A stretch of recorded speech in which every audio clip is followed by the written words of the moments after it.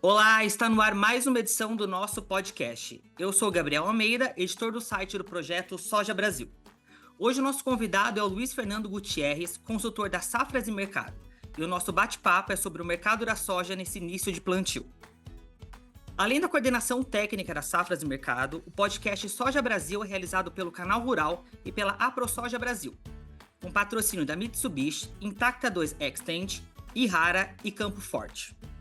Também temos a coordenação técnica da Embrapa e consultoria da Harvard Agribusiness School e Climatem. Luiz, muito obrigado pela sua participação em nosso podcast. Olá, Gabriel. Olá a todos. Eu agradeço o convite. Vamos lá, vamos falar um pouquinho sobre esse mercado de soja aí desafiador aí que a gente está vendo pela frente.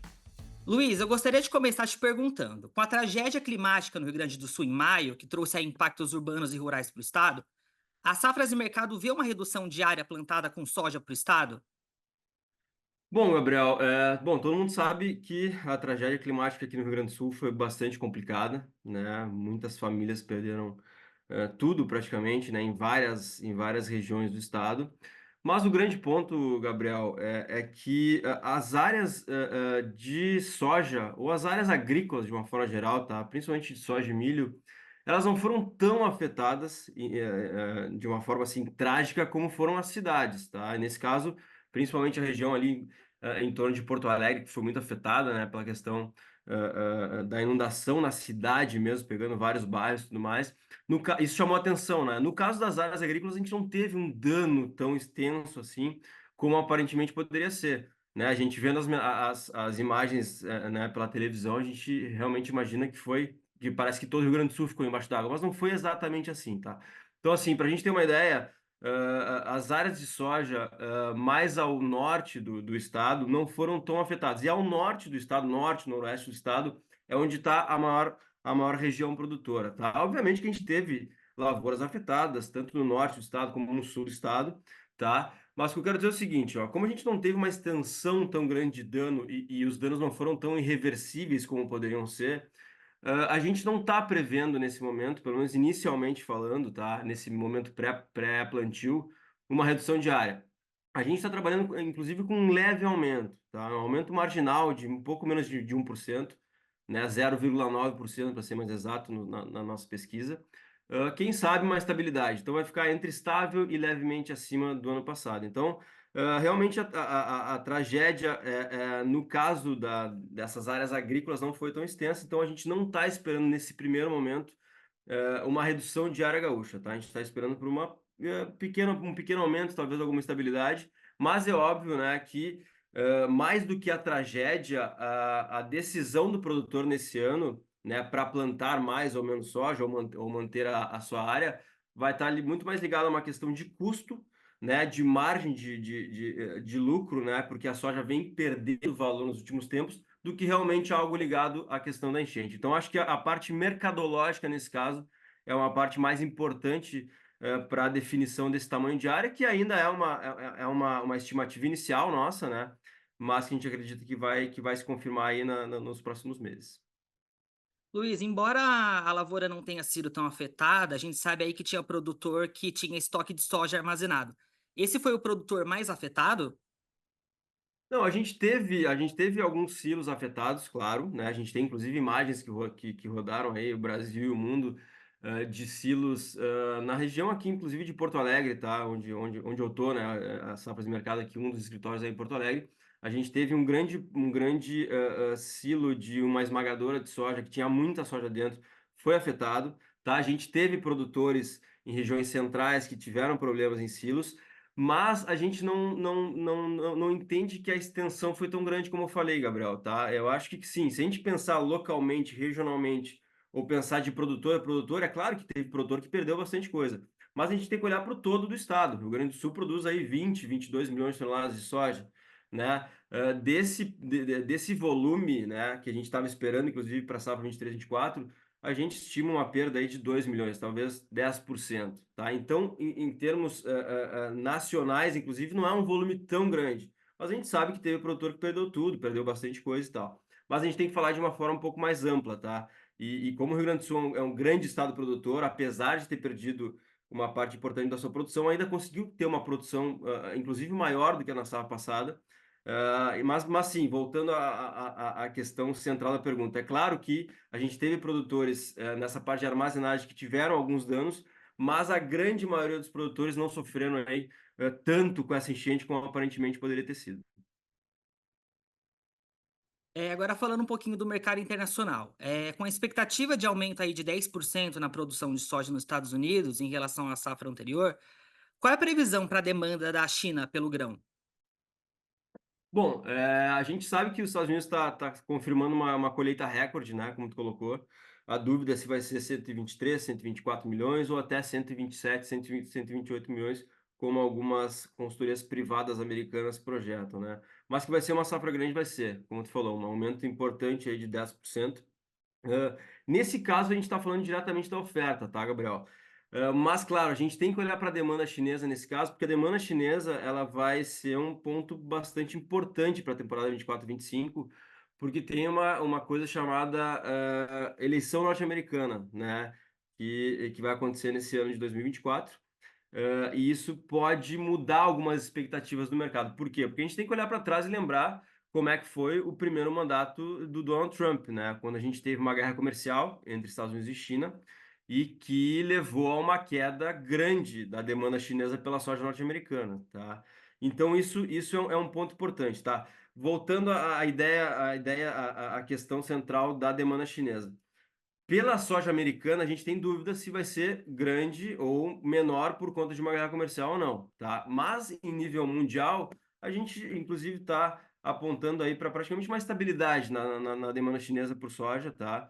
Talvez uma leve queda, mas nada que mude muito o panorama de forma importante no lado da demanda, tá? Então a gente fala aí de uma importação chinesa no ano de 2024, na temporada 24-25 de 109, 110 milhões, talvez um pouco mais, talvez um pouco menos, também depende um pouco de dados econômicos chineses, como é que vai ser o crescimento da China aí nos próximos meses e tudo mais. Mas eu diria que a gente não tem nenhuma grande dúvida com relação à demanda chinesa, a não ser a demanda chinesa pela soja norte-americana, que eu, como eu falei, vai depender muito do que acontecer na relação comercial entre China e Estados Unidos, principalmente se o próximo presidente americano for o Donald Trump, né, que traz de novo esse fantasma, essa possibilidade de uma nova guerra comercial. Então, eu diria que a gente não tem dúvidas com relação à demanda chinesa. A demanda chinesa continua forte, vai continuar forte, inclusive pela soja brasileira. A gente está vendo nesse ano de 2024 uma demanda muito forte, inclusive pela soja americana, nesse momento a demanda está forte. Mas existem dúvidas com relação a como vai ser a demanda chinesa pela soja norte-americana. Eu acho que esse sim é um ponto aí de atenção para essa nova temporada. Luiz, então você acha que o resultado das eleições dos Estados Unidos pode afetar o mercado do agronegócio? Sem dúvida, sem dúvida. Vamos supor que o Donald Trump ganhe, vamos supor que ele volte a ter né, a implantar uma guerra comercial aí contra a China, né, taxando alguns produtos, a China vai lá, taxa outros produtos. Isso pode mudar de novo o equilíbrio de oferta e demanda do mercado internacional, principalmente porque os Estados Unidos é um dos maiores produtores do mundo, é o segundo maior produtor do mundo depois do Brasil. Então, é o segundo maior ofertante de soja à China, é os Estados Unidos. Então, se a gente tiver de novo uma guerra comercial, provavelmente a soja pode estar no meio e provavelmente a gente vai ver uma queda de demanda pela soja norte-americana. Em contrapartida, como aconteceu na temporada 18-19, né, a demanda pela soja brasileira tende a aumentar. Obviamente, isso é tudo uma suposição nesse momento, né? A gente está olhando para trás, tentando prever o futuro aí, vendo o que aconteceu. Mas se isso acontecer, de uma forma geral, a gente vai ter mais demanda pela soja brasileira, que vai, teoricamente, apertar um pouco mais nossos estoques, vai consumir mais a nossa soja, e teoricamente também é algo que deve ser favorável para os preços, porque embora a gente possa ter uma bolsa de Chicago, preço em Chicago, né, um pouco mais fraco por uma possível menor demanda pela soja americana, por outro lado, o aumento da demanda pela soja brasileira tende a levar os prêmios de exportação, como aconteceu lá em 18 e 19, e aí a gente acaba tendo um preço melhor aqui dentro. Então, sem dúvida que uma guerra comercial entre Estados Unidos e China, não, uma possível nova guerra comercial, pode mexer com o agronegócio, sim, e principalmente esse negócio envolvendo a venda, né, de soja americana para a China. Luiz, o potencial produtivo da temporada 24-25 da soja é superior a 170 milhões de toneladas. Considerando aí que os Estados Unidos e a Argentina também têm um safra cheia, é válido pensar que Chicago vai operar abaixo de US$ 10 o bushel nos picos de comercialização no próximo ano? Sim, é possível, é possível. Inclusive, na verdade, esse é o principal cenário que a gente está trabalhando hoje, tá? É o cenário mais provável, tá? Por quê?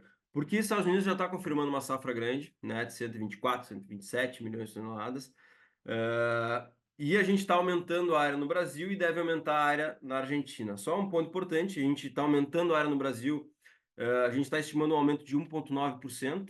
Tá? É um aumento pequeno se a gente for ver, se a gente comparar isso com anos anteriores. A média dos últimos anos estava sendo ali em torno de 5%, tá? Então, nesse ano, o aumento de área vai ser menor, um aumento praticamente de 2%, metade do que vinha crescendo, ou até um pouco menos que isso, muito por conta daquela questão que envolve as margens, né, com a queda dos preços e tudo mais. Mas o que eu quero dizer com isso é que esse potencial produtivo recorde brasileiro, que a gente está trabalhando de 171 milhões, como tu colocou, ele não deriva tanto do aumento da área, ele deriva mais da tendência de recuperação das produtividades. A gente lembra que na temporada 23-24 a gente teve quebras produtivas, problemas produtivos em vários estados do país, Mato Grosso, Goiás, Minas Gerais, Mato Grosso do Sul, São Paulo, Paraná, Rio Grande do Sul, sim, vários dos principais estados produtores tiveram algum problema, né? Alguns por excesso de umidade, como, né, o caso do Rio Grande do Sul, e a grande maioria por falta de umidade em momentos importantes aí do desenvolvimento das plantas. Então, a gente naturalmente, nesse primeiro momento, a gente estima que as produtividades devem voltar a crescer frente, né, às perdas que a gente teve em 23, 24. Então, o grande fator, o vetor positivo, digamos assim, para esse crescimento da produção, do potencial produtivo brasileiro nesse ano, é essa tendência de recuperação das produtividades. Com produtividades maiores, a gente deve atingir uma produção maior, mesmo que a área não cresça tanto, né? Então, isso nos leva a esse potencial produtivo. Aí, trabalhando com essa safra grande no Brasil, 171 milhões, com 124, 127 dos Estados Unidos, com mais um potencial de 55 da Argentina, a gente está falando de uma produção mundial aí crescendo 30, 35 milhões de toneladas. É muita coisa, não tem demanda que consiga crescer a ponto de absorver todo esse crescimento de oferta, né? A gente já viu isso de alguma forma na temporada 23-24, que mesmo com perdas no Brasil, a gente teve uma produção sul-americana maior, que levou a uma produção mundial maior, né, pela recuperação da produção da Argentina, e isso pressionou o preço. Então, a tendência é, se a gente colher safra cheia na América do Sul, a gente vê Chicago não só abaixo de 10, como abaixo de $9 por bushel, né? Então, esse é um grande risco que a gente está trabalhando hoje, né, com os nossos clientes, principalmente lá né, dos produtores, né, que são nossos clientes, é esse risco de, mesmo os preços já estarem baixos agora, a gente ter preços ainda mais baixos durante a colheita brasileira, durante o primeiro semestre, tá? De 2025, exatamente por essa possibilidade de uma safra grande na América do Sul. Então, esse é o grande risco. Então, sim, é muito provável hoje, né? Obviamente que vai depender muito da questão climática, né? A gente tem que definir aí se o clima vai ser bom ou não, né? Mas se o clima for bom e a gente colher uma safra cheia na América do Sul, a gente vai sim ver soja abaixo de 10 e quem sabe abaixo de 9 aí nos próximos meses aí, já entrando em 2025. Perfeito, Luiz. Agora falando sobre a área plantada com soja no Brasil para a temporada 24-25, né, que está estimada aí em 47,33 milhões de hectares. Como esse crescimento impacta a economia agrícola, pensando nos termos de oferta, preços e competitividade no mercado, tanto interno quanto externo? Bom, o Brasil é o maior produtor do mundo de soja, né? Já há um bom tempo está bem à frente do seu principal concorrente, que é os Estados Unidos, tanto que a gente está falando agora de uma safra recorde americana de 124, 125, 127, e o Brasil já está com acima de 150 há um tempo. E a gente está falando de uma possibilidade de 170, 171 milhões, tá? Então, assim, é óbvio que o aumento da produção brasileira, né, o aumento da oferta de produto, ela é positiva. Tu tem mais produto para vender, tu tende a trazer mais, né, mais volume financeiro entrando no Brasil e para os produtores também. O grande ponto, tá? E aí esse impacto, se por um lado ele impacta positivamente no lado do volume financeiro, do produto que a gente tem um volume maior para vender para o mercado, tanto interno quanto externo, a gente tem uma contrapartida aqui, né? Como a gente comentou anteriormente, o aumento da oferta. Se a gente não tem um contraponto da demanda, a gente acaba tendo excesso de oferta. E o excesso de oferta, pelas leis de oferta e demanda aí, né, mais tradicionais da economia, leva a preços mais baixos. Então, em contrapartida, apesar de a gente ter uma maior quantidade de volume para vender, a gente possivelmente vai ter uma média de preços mais baixa. Então, esse é o grande desafio, né? Então, tá tudo meio conectado aí, a área americana, produção sul-americana, enfim.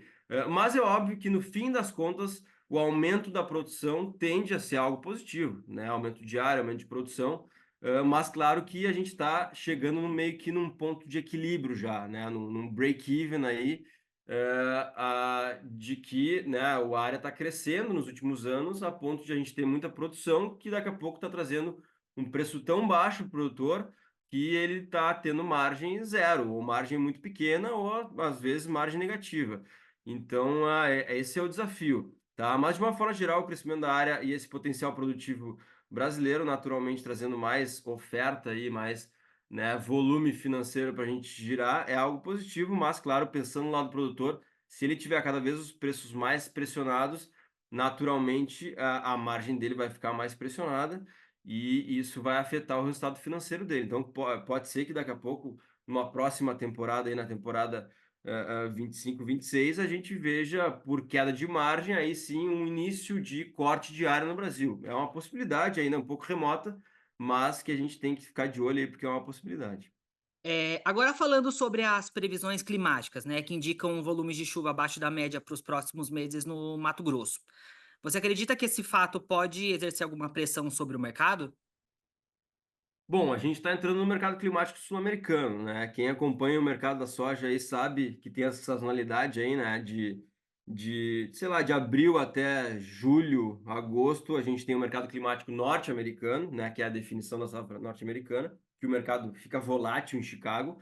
E a partir de setembro, outubro, a gente tem o mercado sul-americano. Então, isso naturalmente já está mexendo com os preços, tá? E nesse momento, agora, se a gente for olhar para Chicago, essa ausência de chuvas, né, ou essa falta de chuvas prolongada, que deve se estender até quase o final de setembro, na maior parte do centro-oeste, sudeste, enfim, em grande parte do Brasil central aí, ela traz uma volatilidade, um suporte para preço, ou seja, o mercado olha para isso e precifica que a gente pode ter algum problema na safra brasileira. Ainda é cedo, tá, para a gente definir qualquer coisa.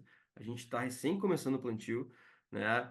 Ou seja, o plantio começa agora em meados de setembro, né? Já poderia ter começado em alguns estados, mas não está começando exatamente por essa falta de chuva.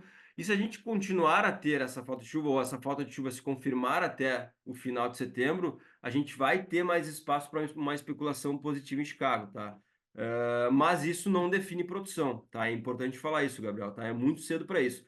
Até porque a gente tem mapas climáticos aí que mostram a volta da chuva a partir de outubro ou até final de setembro em alguns estados, e a partir da chegada da chuva ali a partir de final de setembro, início de outubro, a gente deve ter uma regularidade de chuvas, tá? E a gente tendo uma regularidade de chuvas, a gente tem uma possibilidade de um potencial de produção cheia no Brasil, né? Então, por enquanto, é muito cedo para a gente falar em problemas produtivos. O que a gente pode falar nesse momento é que sim, nós vamos ter atraso, né? Provavelmente isso vai se confirmar, já está se confirmando, na verdade, um atraso no plantio da soja, tá? Mas isso só porque atrasou 15 dias ou até mesmo 3, 4 semanas aí, não quer dizer que a gente não pode colher uma safra cheia ainda. Obviamente, se o atraso se estender por muito mais tempo, aí já começa a perder janela, tá? Mas hoje, o simples atraso aí inicial do plantio da soja por conta dessa ausência de chuvas que tu comentou, Gabriel, ela não traz nada definitivo para a produção de soja. Traz sim um atraso de plantio para a soja que pode influenciar lá na frente no plantio do milho, mas aí é outro assunto, é outra cultura, tá? Pensando especificamente na soja, a gente tem um momento positivo em cima disso, tá? Se estender essa ausência de chuvas, esse momento positivo pode se estender junto, mas a partir do momento que as chuvas chegarem no Brasil, se chegarem realmente a partir do final de setembro, início de outubro, a gente deve ter um movimento inverso, né? Um movimento de uma correção negativa em Chicago nos preços, exatamente porque o potencial produtivo brasileiro deve ser mantido. Mas, claro, Tudo depende de quando as chuvas chegarem, se elas vão chegarem, se a gente vai ter regularidade até o final do ano. Perfeito. Bom, para encerrar o nosso bate-papo, quais dicas de comercialização você pode dar para o produtor de soja brasileiro que está prestes a instalar mais uma safra? Bom, diante de tudo que a gente falou, né, Gabriel, existe um risco muito grande hoje, tá? De o produtor ter preços ainda mais baixos do que ele teve nesse ano, tá? Principalmente no primeiro semestre de 2025. Se a gente colher uma safra grande, infelizmente a gente tende a ter preços mais fracos, preços brasileiros inferiores ao que a gente viu nessa temporada 23-24.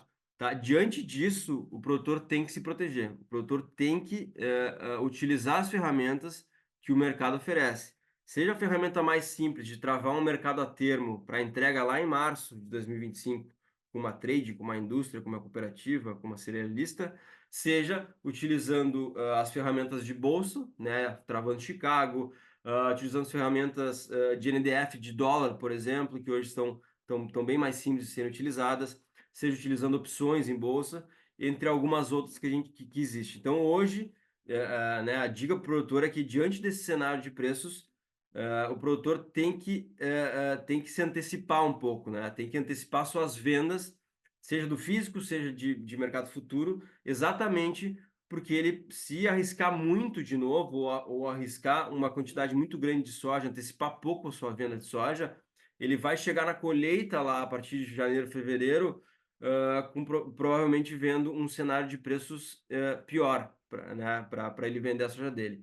Então faz sentido, tá, diante desse cenário hoje, ele antecipar mais suas vendas. Eu acho que ele tem que entrar na safra aí, na colheita da safra, com pelo menos 40%, 50% da soja negociada, para não arriscar tanto, tá? E hoje ele está bem abaixo disso. Hoje a média aí no Brasil está abaixo de 20%, enquanto já deveria estar mais próxima de 30%. Então, realmente mostra um atraso na comercialização. Então, a dica é essa. A dica é que ele tem que aproveitar os momentos de mercado como esse, né? Como que a gente está vendo agora, de repiques de Chicago, que a gente fala, de repique de preço diante da volatilidade do mercado climático, para efetuar algumas vendas aí para entrega futura, seja em Chicago, seja do físico, porque o risco de ter preços mais baixos lá na frente, infelizmente, é grande. Maravilha. Luiz, a gente está chegando ao fim do nosso podcast. Eu agradeço pela participação. Um abraço e até a próxima. Obrigado, Gabriel. Um abraço. Até a próxima.